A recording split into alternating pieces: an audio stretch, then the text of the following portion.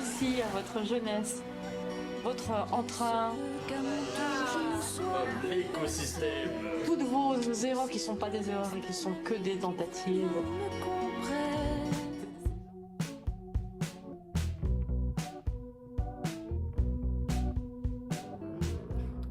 Bah, disons que j'ai quand même besoin, pour faire un film quelque part, d'avoir un lien avec l'endroit que je filme, quoi, d'avoir vécu des choses à l'endroit que je filme. Et la Drôme, il se trouve que maintenant j'y vis. J'avais une petite frustration parce que quand j'ai fait l'abordage, en fait, bon, c'était une fiction et je suivais des jeunes de la région parisienne qui en fait ne vivaient pas là-bas et qui au fond étaient des touristes dans cette région. Et j'avais très envie en fait de filmer cette fois-ci des jeunes qui ont grandi là et qui en quelque sorte façonnés par ce territoire du Diois dans la Drôme. J'ai décidé de faire un film en allant dans le lycée le plus proche de là où je vis. Et par contre, on n'a pas du tout refilmé les mêmes choses. Il y a, je pense, aucun axe de caméra qui est le même que dans l'abordage. Et d'ailleurs, à chaque fois qu'il y avait un plan qui risquait de ressembler un peu à l'abordage, je disais à mon chef opérateur, non, on ne pose pas la caméra ici, on va faire... Voilà, donc c'est vraiment un même lieu, mais qui est filmé de manière totalement différente dans chacun des deux films.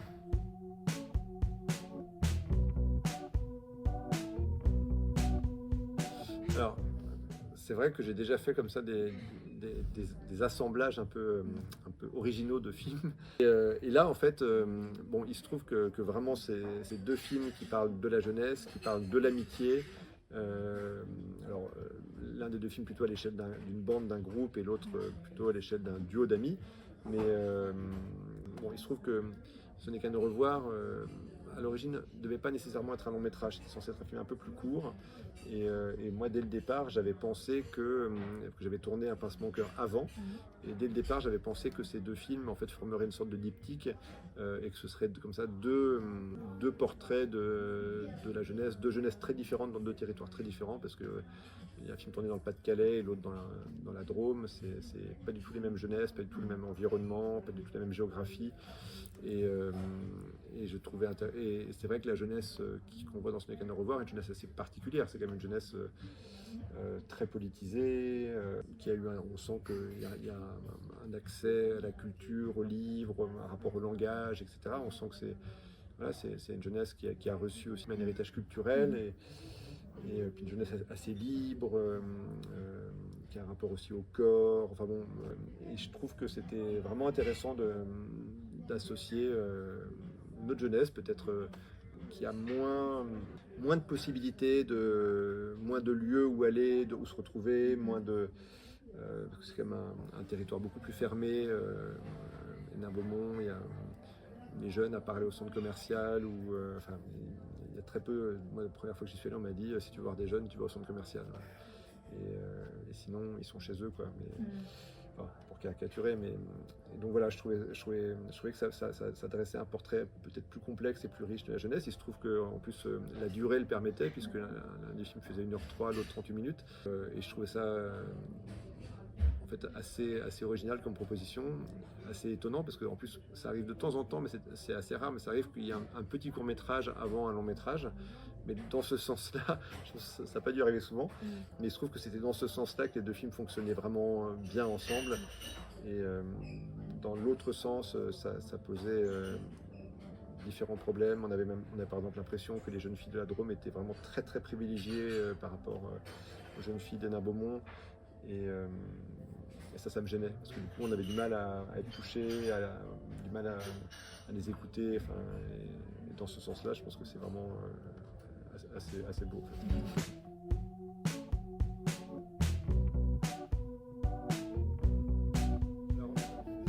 Non, je savais pas à ce moment-là, mais par contre, quand j'ai commencé le tournage de Ce n'est qu'à nous revoir, je pensais beaucoup à l'association entre les deux films.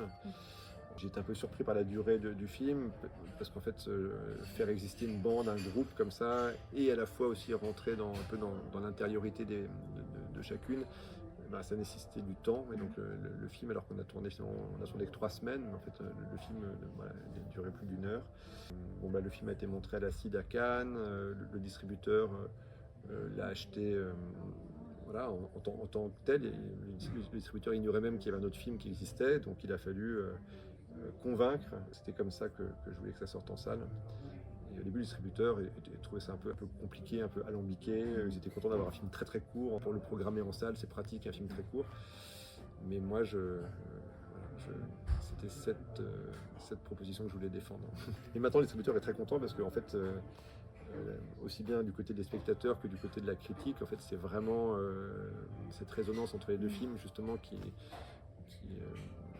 a suscité beaucoup de réactions très positives.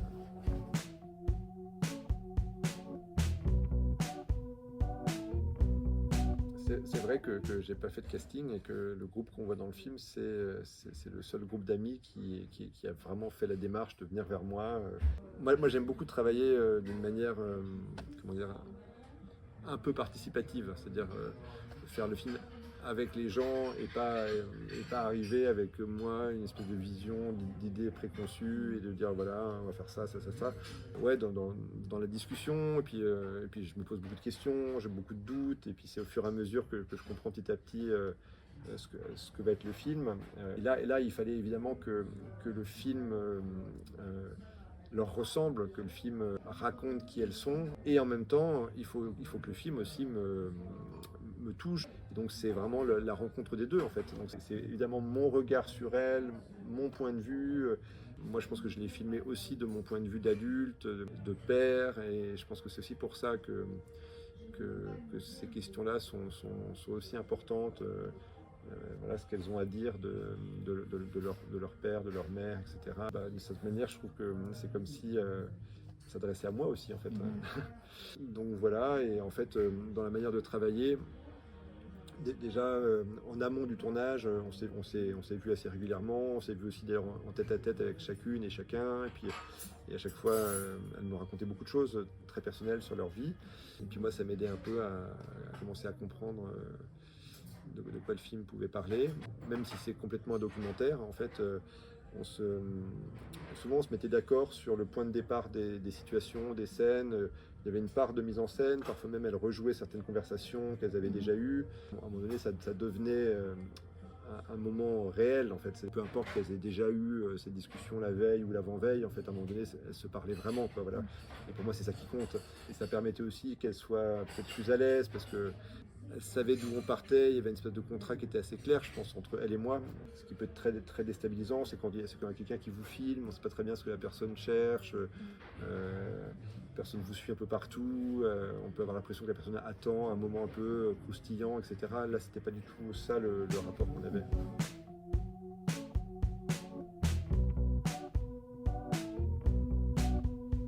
Ma place n'était pas au sein du groupe, c'est-à-dire que je ne suis jamais devenu leur ami, on a pas tout le même âge, un peu tout la même vie, etc.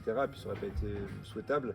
C'est vrai qu'au début du film, il y a des plans par exemple où la caméra est dans le couloir, on filme les chambres à travers l'entrebâillement de la porte, etc. Et donc on sent qu'au début, il y a une certaine distance, et puis on n'ose pas trop non plus aller trop vite. Et puis petit à petit, on s'est senti autorisé en fait vraiment à filmer dans les chambres et invité, quoi, voilà. Et donc ça s'est fait petit à petit.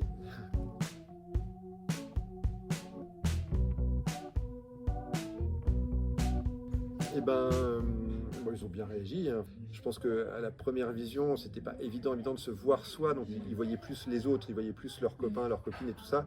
Eux, ils avaient un peu de mal à se voir à la première vision, ce qui est normal. Et tout le monde est très fier du film et très heureux que ce film existe. Certaines sont venues aussi présenter certaines séances du film.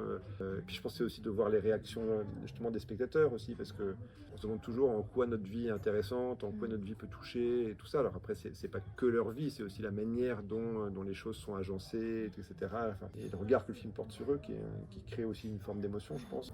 Je pense que le film touche plus les jeunes étudiants que les lycéens. Quand on est à la fac et tout ça, et que c'est déjà un passé très proche, mais c'est quand même le passé, c'est une autre époque de la vie, et peut-être que c'est plus émouvant que quand on est au lycée. Bon, Ici, lycéen, c'est pour aller au cours du lycée. Donc, bien entendu, on applique les règles de l'internat. Les garçons chez les garçons, les filles chez les filles. On est tous d'accord.